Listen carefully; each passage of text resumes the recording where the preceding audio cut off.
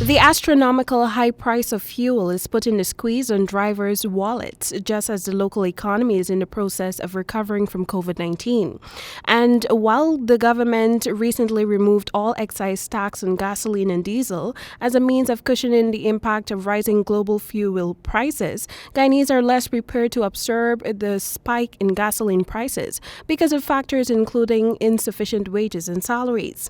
When compared to just a few months ago, the cost to fill a tank of an ordinary car with fuel was approximately $9,000. Now, motorists have indicated that the cost to do same is almost double that amount, totaling $14,000. Economist Elson Lowe, during the opposition leader's weekly press conference on Tuesday, indicated that considering the fact that Guyana is now an oil producer, it is benefiting significantly from the spike in the cost of fuel worldwide. However, the country must take a different approach in relieving the burden on its own citizens. We are in a period right now where there is, as we indicated, a real risk that gas prices may continue to go up and may reach levels that we have not seen. They're already at levels that we have not seen for many years.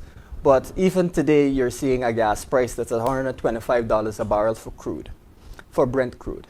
This means that we cannot just say that there's nothing that can be done and you have to face the consequences, but rather that we need a policy approach to address the risk that there's going to be additional issues when it comes to the gas price, and that currently the price is already at a pretty much unbearable level for citizens. So it will require some compensation of suppliers. Lowe underscored that the great demand for crude oil places Guyana in a position to supply large countries in need, therefore maximizing revenues. He noted that government's stance, which outlines that there is nothing else that can be done to prevent citizens from facing the brunt of the soaring prices, is a deliberate choice by the administration. As the country earns more revenue from these high prices, is the government going to let Guyanese suffer?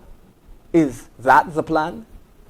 We are calling on the government to bring the price of gasoline down now and insulate Guyanese from any further price increases. This can be done through a continuation of the existing excise tax policy. This means implementing a negative excise tax.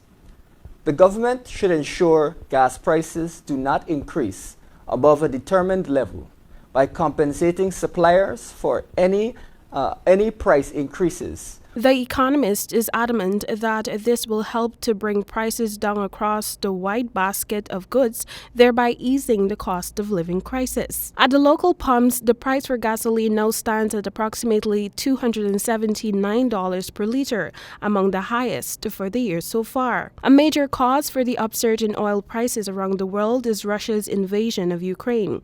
Russia has been consistently in the top 3 in global oil-producing countries. Meanwhile, the overdue increase of the private sector minimum wage was also a hot topic during this week's press conference.